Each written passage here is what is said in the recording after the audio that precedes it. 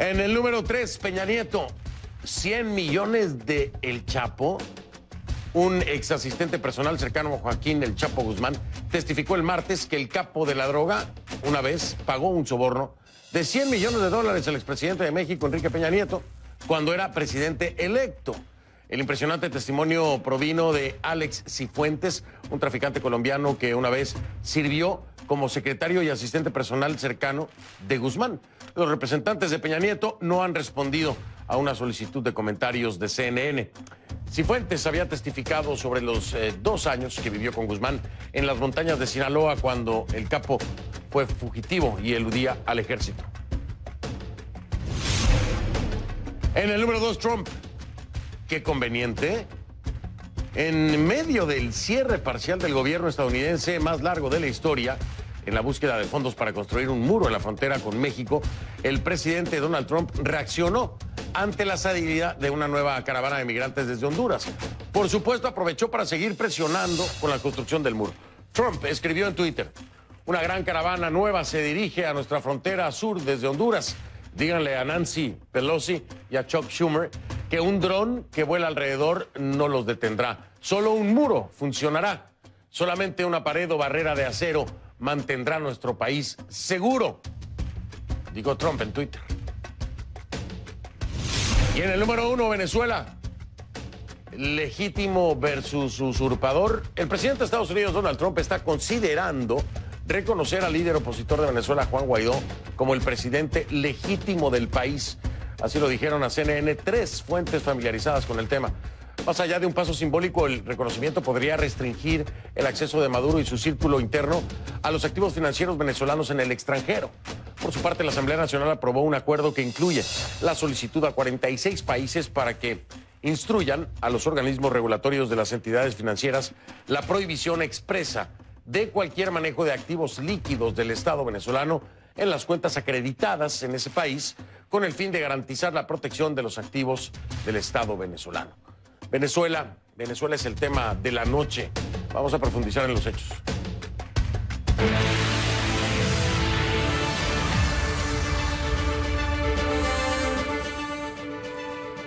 Pero antes de iniciar con Venezuela, el Chapo podría testificar en su propio juicio. Jeffrey Lichtman, uno de sus abogados, confirmó que su nombre se incluyó en la lista de testigos potenciales de la defensa, un testimonio que promete ser muy revelador. Y también así lo fue en la sesión del día de hoy, porque los testimonios del juicio contra el Chapo apuntan cada vez más alto. 100 millones de dólares. Esa es la cifra a la que asciende el supuesto, presunto soborno que habría aceptado el expresidente de México, Enrique Peña Nieto. Claro, esto según el impactante testimonio del narcotraficante colombiano Alex Cifuentes en el juicio contra el narcotraficante mexicano Joaquín El Chapo Guzmán. Cifuentes fue secretario y ayudante personal del Chapo durante varios años. La revelación fue incitada por uno de los abogados del Chapo, es Jeffrey Lichtman, el mismo hombre que durante los argumentos iniciales del juicio dijo que el entonces presidente Enrique Peña Nieto y otros expresidentes recibieron cientos de millones de dólares en sobornos del narcotráfico. Según las declaraciones de Cifuentes, el dinero se habría entregado a Peña Nieto en octubre de 2012, cuando era presidente electo, aunque también señaló estar confundido sobre la cantidad exacta del soborno. En 2016 y 2017 sí había hablado de 100 millones. Ahora, el narcotraficante colombiano también habría informado a las autoridades estadounidenses de que su asistente personal trabajó para el estratega político JJ Rendón y que esa misma persona le habría enviado fotografías de maletas llenas de efectivo dentro del avión privado de Rendón, de JJ Rendón, quien lideraba la campaña de Peña Nieto. Sin embargo, en una segunda pregunta de seguimiento, el mismo Cifuentes dice no estar seguro de que era la fotografía en el avión de JJ Rendón.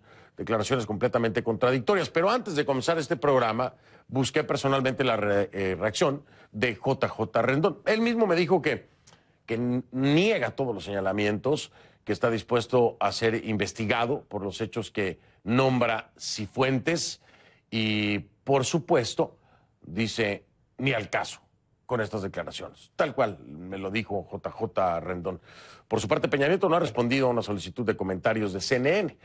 Anteriormente, desde su equipo, sí negaron que hubiera recibido cualquier tipo de soborno. Ahora, a propósito del testimonio de Cifuentes y de estas contradictorias declaraciones sobre las fotografías desde el supuesto avión de JJ Rendón y después de no estar seguro de dónde se había tomado la fotografía, hablé con JJ Rendón, aceptó estar conmigo este próximo viernes. Vamos a estar hablando aquí con él sobre estos señalamientos de Cifuentes, por supuesto, y al mismo tiempo aprovecharemos para hablar profundamente sobre el caso o el tema Venezuela. Este próximo viernes, aquí en Conclusiones, una hora completa con JJ Rendón. Dos temas, el Chapo y los señalamientos de Cifuentes y Venezuela. Esto será el próximo viernes. Bien. La etiqueta numeral ConcluTrump Guaidó. La etiqueta va a ser, el hashtag es ConcluTrump Guaidó. Es la etiqueta que vamos a estar utilizando. Pueden enviar sus comentarios con esta etiqueta ConcluTrump Guaidó a mi cuenta en Twitter, @soyfdelrincón, @soyfdelrincón. Ahí está la etiqueta ConcluTrump Guaidó. Ahora va a entender por qué Trump Guaidó. @soyfdelrincón. Esa es la cuenta en Twitter, es la única que tengo.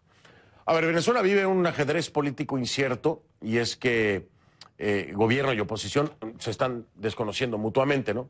Activando así una guerra de poderes, confusa para algunos, para otros no, depende a quién le pregunte, pero sí desde el punto de vista constitucional, impactante desde el punto de vista político, ¿no? Para empezar, este martes, la Asamblea Nacional, de mayoría opositora, declaró a Nicolás Maduro como un usurpador de la presidencia y anunció la decisión de asumir las competencias del Ejecutivo, como ya lo hemos venido diciendo, respaldados en los artículos constitucionales 233, 250 y 333 de la Constitución de Venezuela, que establecen que ante una falta absoluta o abandono del cargo de la presidencia y ante la presencia de un poder ilegítimo, el presidente del Parlamento, que es en este caso Juan Guaidó, el opositor, puede ejercer la presidencia de la República como encargado hasta que se lleven a cabo nuevas elecciones. Vamos a escuchar a Juan Guaidó. Se aprueba un acuerdo histórico que le pido a Secretaría remita de inmediato a todo el cuerpo diplomático acreditado en nuestro país, donde este Parlamento Nacional asume las competencias que le da la Constitución, asume los artículos 233, 333, 350 de nuestra Constitución, que nos permite avanzar claramente en el cese de la usurpación, el gobierno de transición y, por supuesto, una elección libre. Nicolás Maduro, reunido con el alto mando militar, desestimó las acciones de la oposición, dijo no estar preocupado por las decisiones de la Asamblea Nacional porque las mismas, aseguró él, serán cuestionadas por el Tribunal Supremo de Justicia, un órgano del Estado alineado con su gobierno, además, mayormente desconocido, en conflicto con un Tribunal Supremo de Justicia fuera de Venezuela. ¿No? Están ahí, lo traigo a la mesa porque esta dualidad ya tiene un tiempo, ¿no? Este Tribunal Supremo de Justicia en el exilio, el Tribunal Supremo de Justicia de Maduro, ahora Juan Guaidó, Maduro, en fin. Pero mire lo que dijo Nicolás. Tranquilo todo el mundo. Que ellos hagan su juego de burla. Que aquí hay justicia y aquí hay ley. Y aquí hay un Tribunal Supremo de Justicia que pondrá las cosas en su lugar. El que quiera burlarse de la Constitución y jugar a la política, bueno, tendrá que enfrentarse a la Constitución, a las leyes y a los tribunales. Y los tribunales pondrán la cosa en su lugar, como siempre. Ahora, la estrategia de la oposición no para ahí, ¿no? Este martes en sesión también decretaron una ley de amnistía a militares y civiles que quieran ser protegidos ante una eventual sublevación en contra del régimen de Maduro e informaron que el texto será distribuido en todas las unidades y cuarteles para invitar a las Fuerzas Armadas a participar en un proceso de transición de gobierno y de restitución del orden constitucional. Para poner en práctica estos decretos, la oposición ha pedido el respaldo de la comunidad internacional, un respaldo que cada vez ruge más fuerte, ¿sí? Porque, por ejemplo, el vicepresidente de Estados Unidos, Mike Pence, llamó por teléfono el día de hoy a Guaidó para aplaudir el liderazgo del Parlamento, para pedirle unidad a los sectores opositores y para reafirmar el apoyo absoluto del gobierno estadounidense a la Asamblea Nacional, por supuesto, a Guaidó, por supuesto. Y esto hasta que la democracia sea restituida Así lo señala un comunicado de la Casa Blanca. Y al mismo tiempo, 3 fuentes diferentes nos confirmaron a CNN, que el presidente Donald Trump está considerando reconocer a Juan Guaidó como el presidente encargado de Venezuela. Un movimiento muy significativo que podría impulsar, por supuesto, a otros gobiernos de la región a hacer lo mismo. Pero además de lo simbólico, más allá de eso, el reconocimiento de Estados Unidos y de otros estados podría restringir el acceso de Maduro y de su círculo a los activos financieros venezolanos en el extranjero. Venezolanos, en el extranjero, me refiero a los del Estado, no a los de ellos, a los activos del Estado. Vamos con nuestra Kay Guerrero para que nos explique un poquito más acerca de esto. Está ya en Atlanta, en el Centro Mundial de Noticias. Y te saludo, Kay, ¿cómo estás? Buenas noches. Hola Fernando, buenas noches. Así es, la posibilidad de restringir el manejo de fondos a Nicolás Maduro y a todo su entorno de gobierno es una medida que ya fue discutida y aprobada este martes por la Asamblea Nacional de Venezuela, que como sabemos es un órgano de mayoría opositora reconocido por más de 50 países como el único poder constitucional en Venezuela. Este acuerdo es considerado un acuerdo de protección de los activos del Estado venezolano y el mismo incluye una solicitud a 46 países para que instruyan a sus entidades financieras sobre la prohibición expresa de cualquier manejo de activos líquidos por parte de la cúpula de gobierno. Solicitar a los países de Argentina, Brasil, Canadá, Chile, Colombia, Costa Rica, Guatemala, Guyana, Honduras, Panamá, Paraguay, Perú, Estados Unidos, Bulgaria, Rusia, China, Turquía, Emiratos Árabes y la Unión Europea que instruyan a los organismos regulatorios de las entidades financieras la prohibición expresa de cualquier manejo de activos líquidos del Estado venezolano en las cuentas acreditadas en ese país con el fin de garantizar la protección de los activos del Estado venezolano por no contar el Estado venezolano con representación legal ante los entes regulatorios. Fernando, el presidente de la Comisión de Política Exterior de la Asamblea Nacional, el diputado Freddy Superlano, dijo que el decreto es congruente con las leyes constitucionales tras la decisión del Parlamento de declarar a Nicolás Maduro como un usurpador de la presidencia y dice que la medida sirve como protección de los bienes del Estado y para frenar, dice, la malversación y corrupción masiva protagonizada por el gobierno venezolano. Nicolás Maduro, en una movida bastante particular, ha reconocido que su gobierno ha estado manchado por corrupción e incluso durante su último discurso de memoria y cuenta dijo que durante el nuevo periodo presidencial se va a enfocar en enmendar los errores de la revolución para frenar esas mafias corruptas. Sin embargo, varios expertos económicos dicen a CNN que Maduro todavía no ha tomado ninguna acción efectiva para estabilizar la economía de Venezuela y que por el contrario acaba de anunciar un aumento al sueldo mínimo de 300% que podría disparar aún más la ya poderosa hiperinflación, y crear una mezcla explosiva. Maduro no ha reaccionado al decreto de la Asamblea Nacional para congelar los activos, pero sí aseguró este martes que ya ha activado un despliegue militar a nivel nacional para frenar cualquier movimiento desestabilizador, asegurando que las Fuerzas Armadas mantienen su fusil en mano. Y las armas que tenemos en las manos, vamos a tenerlas bien mantenidas, bien engrasadas, para que si alguien osa tocar el sagrado suelo de la patria, se arrepienta por 1000 años o más. Por último, el ministro de Defensa de Venezuela, Vladimir Padrino López, dijo este martes que los militares venezolanos están dispuestos a morir para defender a Maduro. Fernando. Pues ahí está el punto clave de todo esto que hay la Fuerza Armada Nacional Bolivariana, ¿no? Es uno de los temas recurrentes en cuanto al apoyo de una parte o de la otra y bueno, la ley de amnistía finalmente busca eso, poder motivar a aquellos que disienten del gobierno de Maduro. Kay Guerrero, gracias, Kay, que tengas muy buena noche. Gracias, Fernando, buenas noches. Buenas noches, era Kay Guerrero, la encuentra en Twitter como @KGuerreroCNN, @KGuerreroCNN. Esta noche tengo 2 invitados, la primera de ellas se la presento ahora mismo.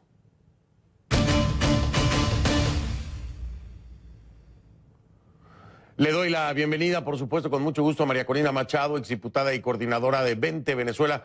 María Corina, ¿cómo estás? Buenas noches, gracias por abrirnos un espacio. Gracias a ti, Fernando, como siempre. María Corina, de entrada quiero preguntarte, Juan Guaidó, ya hablaste con él, ya te reuniste, ¿Juan Guaidó hoy es o no es el presidente encargado, el presidente legítimo? ¿Es o no? Claro que es el presidente legítimo, así lo establece la Constitución venezolana, y nosotros lo que esperamos es que la comunidad internacional, los países, en primer lugar del hemisferio, lo reconozcan como tal. Importante lo que me acabas de decir, porque vemos repetidamente el reconocimiento a la Asamblea Nacional. Lo escuchábamos hoy del mismo vicepresidente de los Estados Unidos, Mike Pence. 3 fuentes nos han confirmado a nosotros que se baraja la posibilidad de reconocer a Guaidó como el presidente legítimo, pero no hay ningún estado que hoy por hoy, fuera de la Organización de Estados Americanos, no hay ningún estado que lo haya reconocido como tal, que se refiera a Juan Guaidó como el presidente encargado o el presidente legítimo.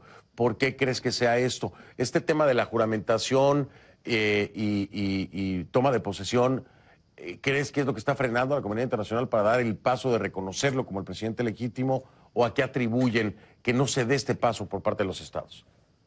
Bueno, en primer lugar, Fernando, esto es un proceso inédito. Nunca antes había ocurrido en nuestro hemisferio. Y la verdad es que tenemos que entender la magnitud de las fuerzas que se están desatando en Venezuela a favor de una transición a la democracia, tanto las fuerzas internas como externas. Estamos enfrentando un régimen que es un estado criminal, no es solo una dictadura convencional, y hemos logrado que finalmente la comunidad internacional decide actuar de manera decisiva.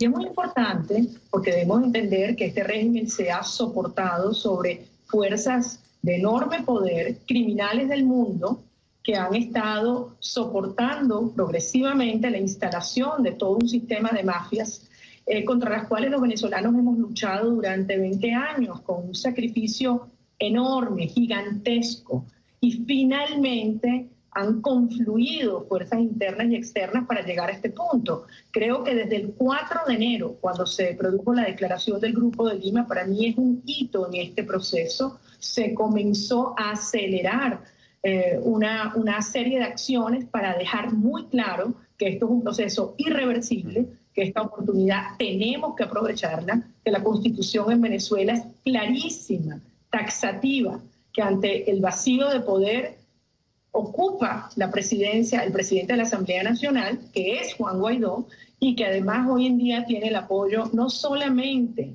de la población venezolana, sino, yo debo decírtelo, de la Fuerza Armada Nacional.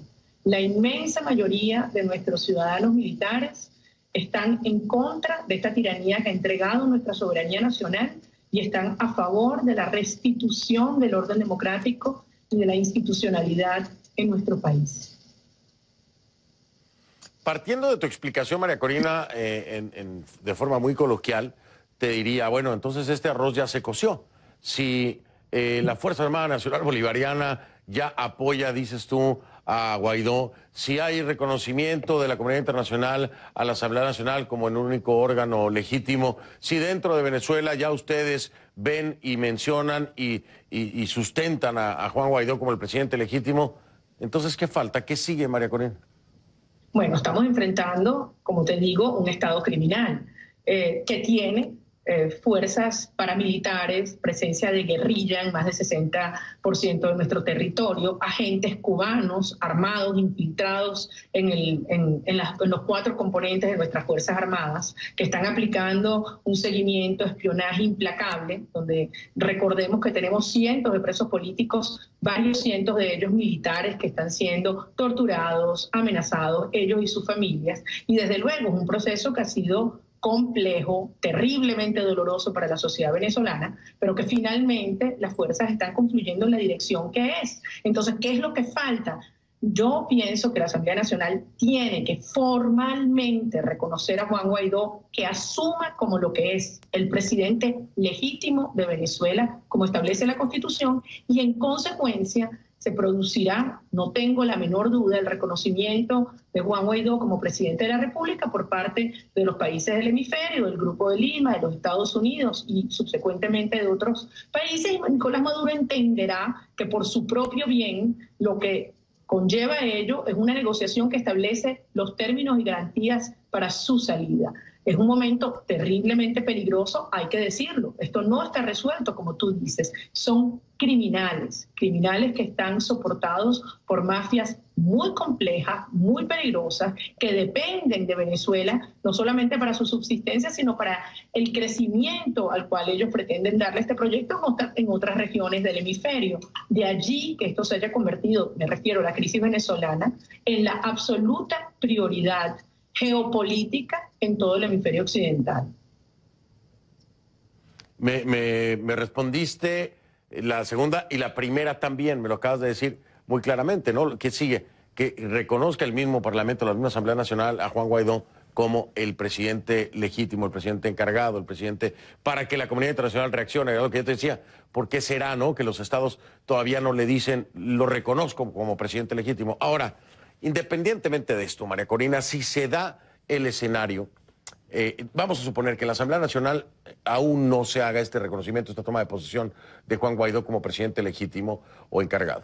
Si Estados Unidos finalmente se concreta esto que hoy nos han informado tres fuentes diferentes, el de reconocer a Juan Guaidó por parte del gobierno de Trump como el presidente legítimo de Venezuela, ¿tú crees que sea suficiente para que el resto de la comunidad internacional, el resto de los estados latinoamericanos se pronuncien haciendo lo mismo, reconociéndolo como el presidente legítimo, aun y cuando no se dé este último formalismo dentro de la Asamblea? Bueno, en primer lugar, los que dieron el primer paso el 4 de enero fueron los países integrantes del Grupo de Lima. Y ahí hay que reconocer la posición activa, el liderazgo que ha tenido el presidente Duque, el presidente Bolsonaro, el presidente de Perú, varios gobiernos del hemisferio, el presidente Piñera, el presidente Macri, que han estado sumamente, por supuesto, el presidente de Paraguay, que han tenido posiciones inequívocamente firmes con lo que representa un régimen que no reconocen. Insisto, ese 4 de enero fue un punto de quiebre, Fernando, que ha detonado todas estas acciones. Obviamente, Estados Unidos, todo lo que implica en términos de la subsistencia económica del régimen de Maduro, tiene una importancia fundamental, porque en el momento que Estados Unidos reconoce a Juan Guaidó como el presidente legítimo, hay una serie de consecuencias en elementos de orden financiero que van a poner a Nicolás Maduro ya definitivamente frente a la pared. Y no tiene otra opción por su propio bien, como le hemos dicho. Nosotros queremos que Nicolás Maduro salga vivo para que enfrente la justicia, pero tiene que asumir que esto es un proceso irreversible. Más del 90% de los venezolanos están hoy desesperadamente exigiendo su salida y finalmente estas fuerzas coincidieron. Y quiero insistir en algo, Fernando. Esto es un proceso estrictamente apegado a la Constitución, de manera que esperamos los venezolanos que todos los gobiernos, no solo del hemisferio, sino los gobiernos democráticos del mundo, acompañen este proceso sin demora. Yo en estos días, todos los días el tema de Venezuela está presente en mi vida por mil razones, ¿no? Además, no sé por qué la gente que me rodea en mis actividades diarias, además de mi esposa, casi todos son venezolanos, me los encuentro en la calle, en todos lados. Y yo hablaba con ellos, siempre sale el tema político, y entonces hablamos de las diferentes figuras de oposición. Entonces, y yo les decía, y te lo quiero decir a ti, ¿no? Que la única que mantuvo esta línea de pensamiento, que fue concreta, que no fue contradictoria, que se mantuvo en cuanto a los procesos y los pasos y lo que se tenía que hacer, incluso la que pedía el 233, era María Corina Machado. Me parece que así eres percibida por muchos venezolanos, como alguien que se ha mantenido en la línea, que no ha sido contradictoria, que la han calificado incluso de radical, pero hoy el 233 que María Corina Machado pedía, ahí está, ¿no? Finalmente el tiempo te da la razón en este sentido. Sin embargo, hay algo que hoy genera controversia y también inquietud dentro de los venezolanos, y no sé cómo pasa o si pasa dentro de la oposición. Y es el tema del documento, el escrito de Enrique Capriles. Quiero hablar contigo acerca de eso, cuando regresemos, sobre la fuerza física, de no tener la fuerza física, la Asamblea, para poder salir adelante de este momento histórico. María Corina Machado está conmigo, hablo con ella acerca de esto, porque finalmente, bueno, es la oposición la que busca este liderazgo y esta unión, pero aquí hay una voz que para muchos, no lo digo yo así, para muchos es disidente en el momento que se vive, ¿no?, en Venezuela. Hablamos, a ver qué opina María Corina después de la pausa. Es Venezuela, la pregunta, ¿el legítimo contra el usurpador? Por lo pronto, el presidente de Estados Unidos, Donald Trump, ya está considerando reconocer al líder opositor de Venezuela, Juan Guaidó, como el presidente legítimo del país. Ya ven.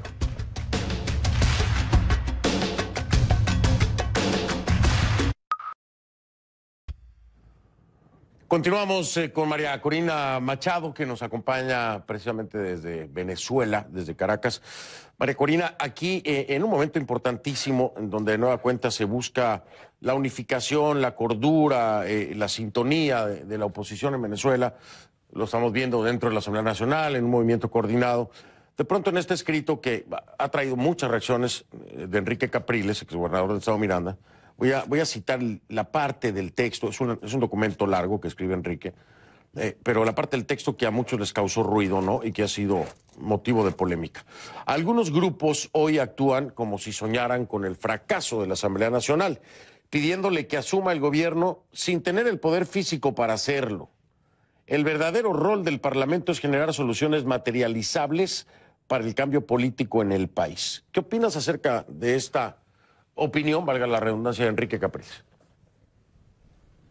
Fernando, yo te voy a hablar desde el profundo conocimiento que yo tengo de los venezolanos, de los que conozco en todos los rincones de mi país y el contacto que tengo con millones de venezolanos que han tenido que irse, pero que están tan cerca de Venezuela y de esta lucha. Si algo yo tengo es confianza en la fuerza moral, en el sacrificio y la entrega que durante 20 años enfrentando este estado criminal hemos dado los venezolanos. Y hoy ha llegado la hora donde por encima de cualquier cálculo, de cualquier interés, de cualquier riesgo, incluso de la vida misma, es el momento de salvar a Venezuela.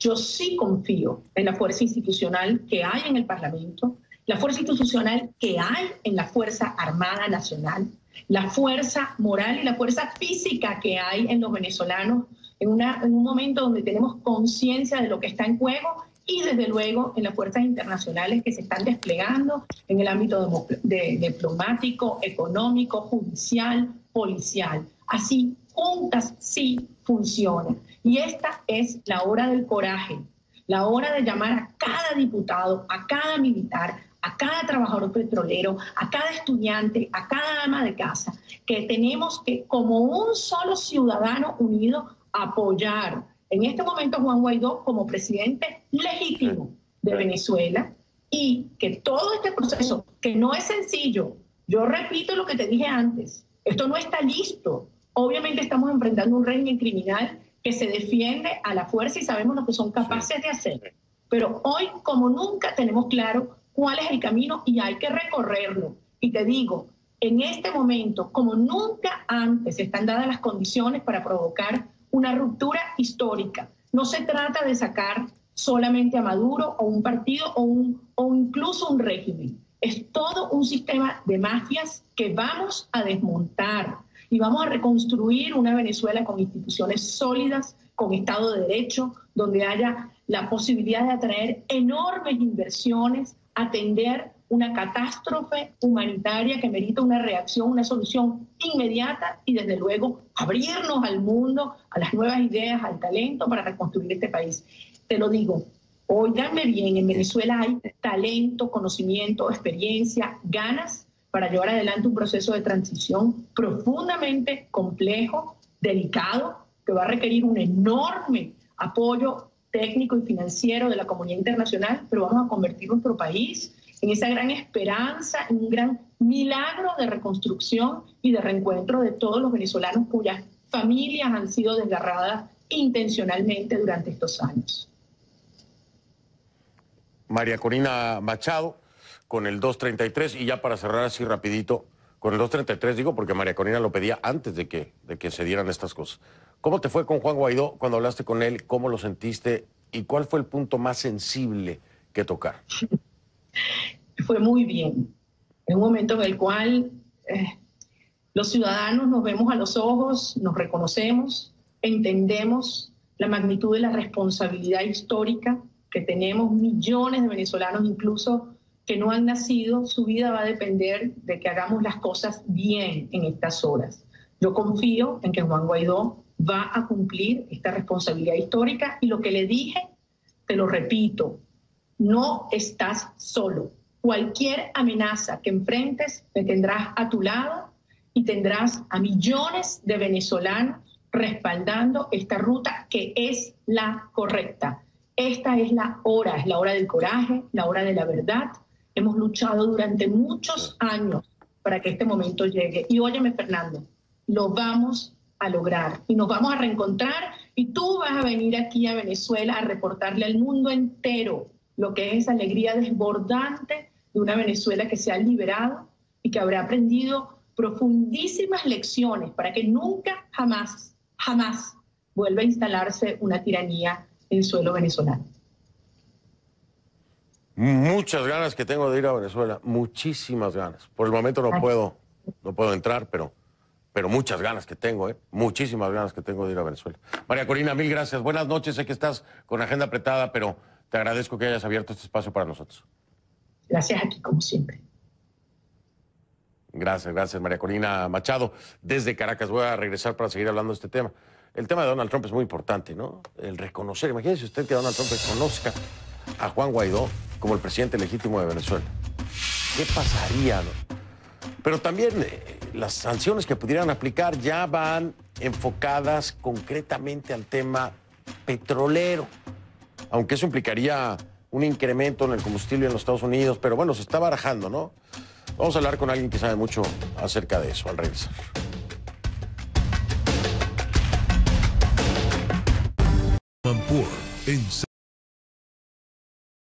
Declaraciones en el juicio contra el Chapo Guzmán que mencionó.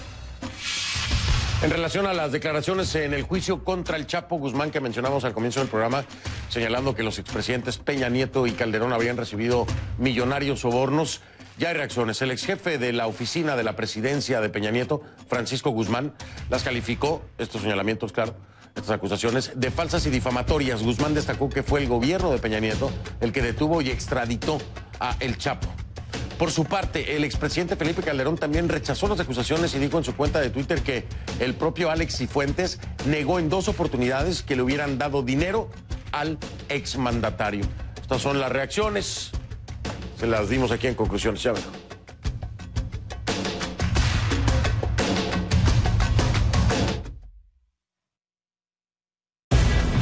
Y rediseña nuestra...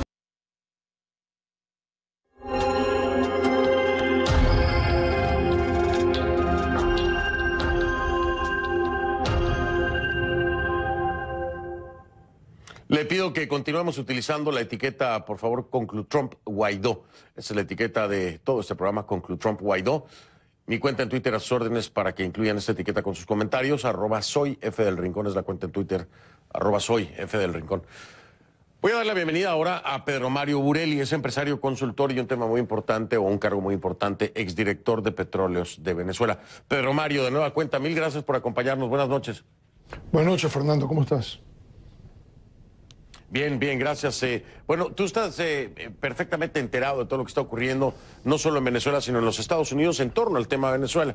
Esto que escuchábamos hoy de la posible o de la posibilidad de que se reconozca a Guaidó por parte del gobierno de Trump como el presidente legítimo o el presidente electo, también va acompañado de posibles nuevas sanciones, pero que ya impactarían directamente el tema del petróleo, mi estimado Pedro Mario. Aunque esto representaría un incremento de unos 50 centavos, por ejemplo, en el combustible estadounidense. ¿Crees que se llegue a estos alcances por parte del gobierno de Trump con respecto a Venezuela? Fernando, primero que nada, antes de comenzar y responderte tu pregunta, te quiero decir a ti, a tus productores y a los televidentes que camino al programa tuve la oportunidad de hablar con el presidente Juan Guaidó, que iba a ser tu invitado esta noche, y como te imaginarás, por lo cansado que está y las cantidades de actividades en las que está, no pudo venir. Y le comenté lo honrado que estaba yo de llenar el espacio de él, como venezolano, como amigo de él, estoy absolutamente confiado de que estamos en las mejores manos posibles. Así que te quería decir eso, una disculpa en público en nombre de él y un reconocimiento por parte mía a él. También te quiero agradecer que me hayas invitado a un programa con María Corina Machado, que estoy seguro en el futuro será la primera presidenta mujer de Venezuela. Lo que ella ha hecho, la lucha de María Corina, desde el 2002, cuando comenzó Consúmate, que fue una organización que demostró la capacidad de organización, la tecnología, lo moderno, lo mejor de Venezuela. Y por supuesto generó recelo en los partidos tradicionales, generó recelo en el gobierno. Luego María Corina recorrió el mundo entero explicándole desde hace años qué era lo que venía para acá. Y la gente la oía y le creía. Por supuesto, el gobierno lo que hizo fue quitarle su curul, que había ganado con el número más grande de votantes. Había llegado a la Asamblea Nacional como independiente. La sacaron de ahí. La oposición le encantó que la sacaran. Había todo tipo de envidias y ella siguió luchando. Pero como no podía salir, le tocó luchar recorriendo toda Venezuela, haciendo un trabajo que yo no he visto muchos políticos hacer, besando a los niños, consolando a las madres, ayudando a los trabajadores, siendo la voz de ella. Toda una madre. Y yo puedo decir que la conozco y he visto el sufrimiento, he visto que ella vive con sus hijos afuera para poderle dar seguridad. Esa distancia de tener a sus hijos fuera, que en el caso mío, gracias a Dios, con muchísima más tranquilidad, también los tengo lejos y los extraño mucho. Pero María Corina estar luchando en Venezuela, sin sus hijos con ella, simplemente por el miedo que tiene de que le pase algo, eso es algo que tenemos que reconocer. Dicho eso, no te preocupes por las sanciones. No hay necesidad de las sanciones. Esta película está a punto de terminar. Yo estoy totalmente en contra de las sanciones petroleras. La mayor sanción petrolera, siempre he dicho, en este mismo programa, ha sido Nicolás Maduro, que convirtió a nuestra primera empresa en un centro de parte medular del negocio del narcotráfico, en que está envuelto él, su mujer, la vicepresidenta y todo el alto gobierno. Esto te lo puedo dar con certeza.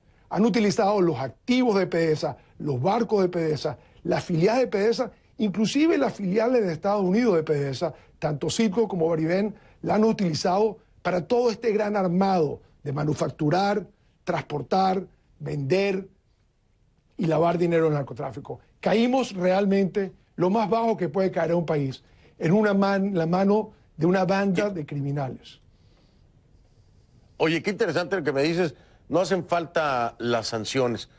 Entonces, déjame preguntarte, ¿esto qué hace la Asamblea Nacional el día de hoy? Aprobar o solicitar, aprobar la solicitud a 46 países para la protección de activos del Estado venezolano ante lo que califican o ya oficializan como usurpación del poder. ¿Te parece práctico y crees que los 46 países a los que se les pida van a seguirle la corriente a la Asamblea Nacional? ¿Lo ves factible? Yo creo, Fernando, que estamos ante una realidad. Se está cumpliendo algo que yo hubiese creído que era utópico. Absolutamente. En el 16 de diciembre del 2002, estando Gaviria, el secretario general de la OEA, y estando nosotros en medio de la crisis petrolera, salió una resolución que es la resolución 833 de la OEA, que hablaba de que había que buscar una solución para Venezuela que fuera constitucional, democrática, electoral y pacífica. Yo no lo creía, me parecía imposible que frente a estos criminales se pudiera lograr esto. Y como acto de milagro, estamos viendo hoy en día una solución que es constitucional, es profundamente democrática, nos va a llevar sin lugar a duda a lo electoral cuando sea el momento y cuando se haya hecho toda la estructura que se requiere para que las elecciones no se hagan en 30 días, sino que se hagan como manda la Constitución, que sean transparentes, justas, que puedan participar todos los que quieren y que gane el que saque más votos. Y finalmente está siendo pacífica. Eso era algo que yo mismo no creía, que ante estos criminales que nos amenazan con las armas de la revolución, que las pulen, que nos hablan con los tanques que traen de Rusia que no son chatarras, que se compran todo tipo de aviones para simplemente cobrar comisiones. Nunca me imaginé que con los colectivos, con los planes, íbamos a estar nosotros ahorita ante una transición impresionantemente pacífica. Si esto no es un milagro, no sé qué crees tú que es un milagro. Déjame, Pedro Mario, marcar una pausa porque quisiera escuchar tu punto en torno a algo que tú y yo hemos platicado, lo hemos platicado en varias ocasiones, ¿no? Un tema de división y unificación, que en el pasado tristemente lo hemos visto, una división hacia el interior de la oposición. Y hoy se busca una unificación en un momento histórico, pero viene esta voz que algunos califican como disidente, otros le dan su punto en un artículo de opinión, y estoy hablándote de Enrique Capriles. Sabes perfectamente, me imagino, estás enterado del texto y sobre todo del fragmento que ha generado una gran polémica. Quiero escuchar tu punto en torno a esto. ¿Cómo debemos de tomarlo? ¿Cómo se debe de tomar? ¿Ha sido malinterpretado Enrique Capriles o ha sido un error el haber opinado de esta forma desde la perspectiva de Pedro Mario Burelli al regresar después de la pausa con esto que es un programa dedicado completamente y concretamente a Venezuela? Ya veremos. En Mercado México profundizamos en las macro tendencias que impactan a las empresas y a la economía del país. CNN. Estamos de vuelta con Pedro Mario Burelli. Pedro Mario, te decía yo este tema de Enrique Capriles. En resumidas cuentas, ¿no? Para no alargarme, él dice que la Asamblea Nacional no tiene el poder físico para asumir el gobierno y que deberían de generar soluciones materializables para el cambio político del país. ¿Qué opinas acerca de este artículo de opinión, Enrique? Mira, en este mundo de Twitter ya yo opiné ayer sobre ese artículo, eso está públicamente, no me gustaría perder más tiempo. Quiero solamente decir dos cosas. Primero, para mí es muy difícil criticar a Capriles y cuando lo he tenido que criticar porque su padre fue un gran amigo de mi padre, ayudó a mi padre en sus campañas políticas en el año 68 y 73, y su hermano es gran amigo mío y me ha costado, pero yo hubiera preferido un final distinto para Enrique, hubiera preferido un Enrique que entendiera el momento, un Enrique que no se perdiera en este camino. Y yo a veces pienso que si no es que el demonio existe y se le mete a la gente buena porque le teme, porque tienen susto, y de repente he visto un Enrique que no es el Enrique que yo reconozco, esa cachucha, esa mirada, no parece ser el hombre que entusiasmó a los venezolanos y que ganó una elección que se la robaron en el 2013. Yo rezo por Enrique Capriles, y igual cuando rezo por Venezuela, lo incluyo a él totalmente. Bueno, creo que la respuesta fue más que explícita. Bueno, a ver, ya tengo poco tiempo. ¿Qué sigue, Pedro Mario? ¿Qué es lo que debe seguir? Tú me dices, esta película ya se va a terminar. ¿Qué es lo que sigue? Porque para muchos hay un largo camino todavía por recorrer. Es decir, no sé, no lo ven tan claro como tú o no son tan optimistas como tú. ¿Qué sigue? ¿Qué debería seguir, Pedro Mario? Fernando, tú que me conoces y muchos que me conocen y los que me siguen saben que yo no soy la persona más optimista del mundo porque tiendo a ser excesivamente realista. Creo que conozco mi país y conozco sobre todo la obra del diablo que se nos metió. El cardenal Castillo Lara decía, Pedro, Dios nos dio una tierra de gracia y la maladministramos. Y como castigo de eso nos apareció el demonio. Eso es lo que estamos viviendo. Pero no te desesperes. Siempre el bien triunfa sobre el mal. Tarda, por lo cual hay que ser pacientes. Pero hoy me atrevo a decir que estamos muy cerca. Y cuando rezo y me recuerdo a mis padres, a mi padre y a mi madre, que está viva, gracias a Dios, y a mis abuelos y a otros, me di cuenta que ellos también lucharon duro por una Venezuela en momentos difíciles. Yo creo que el mundo se va a sorprender. Y a veces le imagino, le digo a mis amigos hoy, estaba hablando con la gente y dice, con esta diáspora, con esta Venezuela dispersa por todo el mundo, donde hay 51 ciudades que tienen masa crítica de venezolanos, ¿cómo será la celebración en el momento en que nos demos cuenta que Maduro cayó? ¿Cómo será la celebración en Bogotá? ¿Cómo será la celebración en Santiago, donde tenemos de los más capaces profesionales?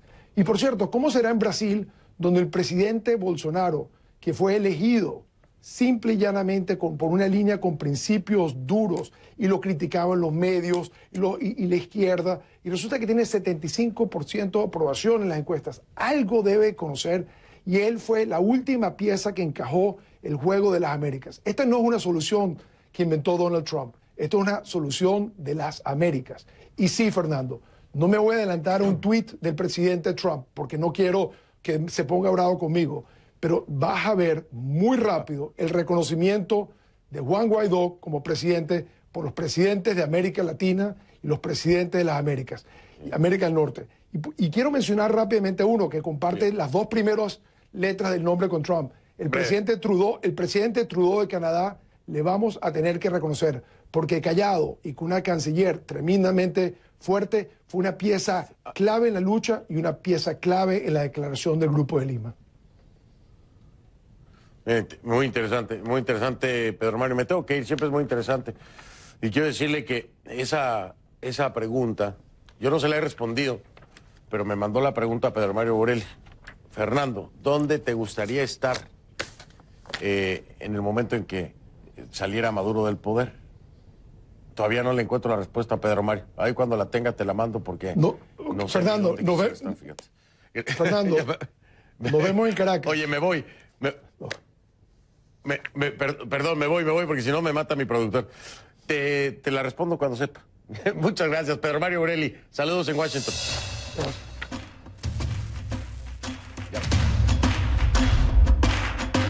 My colleagues refer to it as beat the press.